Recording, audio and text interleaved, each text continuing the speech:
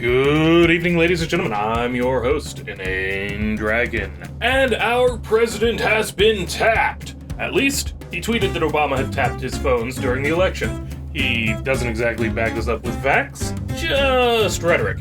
And we all know what you can do with claims asserted without evidence, right?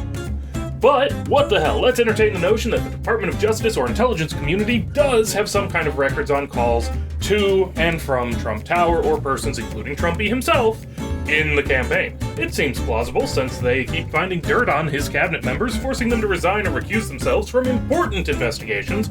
How would they get these records? Some of the methods we'll discuss are perfectly reasonable. Others should make you rethink the sorts of people you've been handing the keys of power off to.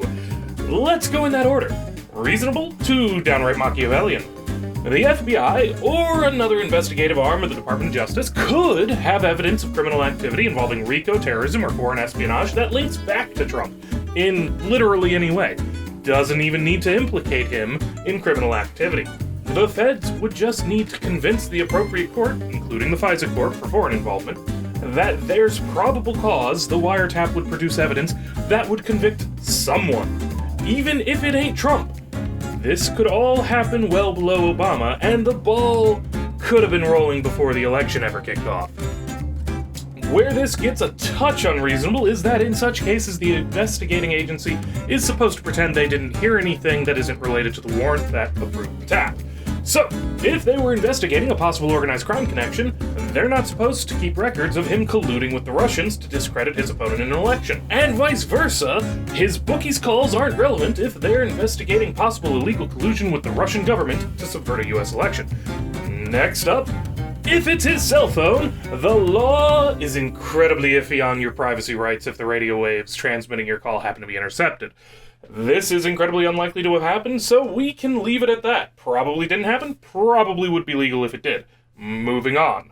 So now we get to a moral line, but sadly, not a legal one. The NSA could have swept up his phone calls when they leave the country, or phone calls from outside the country heading to him.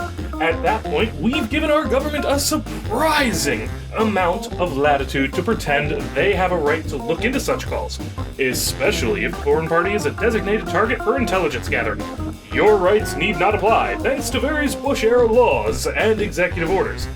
Maybe you should have thought of that before re-electing Patriot Act supporters. Beyond these options, you have to remember that just about every telecommunications technology is internet-based these days, at least on some level, and that means odds are good that it, however briefly, leaves the United States. And again, the NSA and CIA step in and scoop up all of it. Thankfully for us, the blue sky effect comes in here, and they really can't sift through all of the data in any meaningful way. So, SoFain's dick pics, those are safe. What they can do is keyword searches. As they siphon up the data, they're looking for certain words to help them filter the interesting bits from the porn and cat videos. Things like Russia, or new Chinese jet fighter, or tomorrow we kills the infidels with holy fire! If that happens while Trump is on the phone, where such things are being said, then the NSA, if they happen to get that phone call in their sweep, are going to have him on his radar. And they're going to keep looking for shit like that from him, which might bump all of this back up to those FISA courts above and a direct wiretap so that they don't have to catch him in a call at random. And yes, I didn't discuss the Nixonian method of having a couple of stooges go tap the phone illegally, because that could be handled in any of 1,000 ways, and without evidence that it happened, who fucking cares? The man is the president of the United States now. Can we start asking him to stop spreading fake news on Twitter while complaining about fake news at press conferences? Without evidence, he's libeling his predecessor, and that's bluntly not good for our country. Full stop. This kind of shit harms our nation and its people. We have enough reason not to trust the federal government and imperialist presidents without baseless accusations being thrown out by the highest elected official in the land against his predecessor. Donald, grow up. Learn to seek the truth before opening your mouth.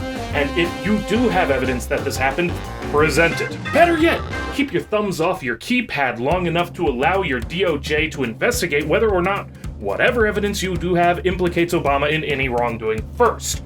You have the full might of the United States government at your beck and call. There's no need to bitch on Twitter like an angsty teenager.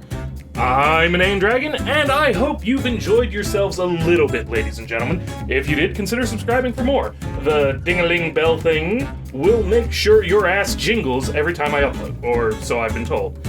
If you want to hear my musings more often, consider supporting me on Patreon. If every subscriber were putting just $1 in the cup each video, I could do this full time, and you would get better quality videos more often. Sorry for the shills, guys, but if I don't tell you about it, you'll never know.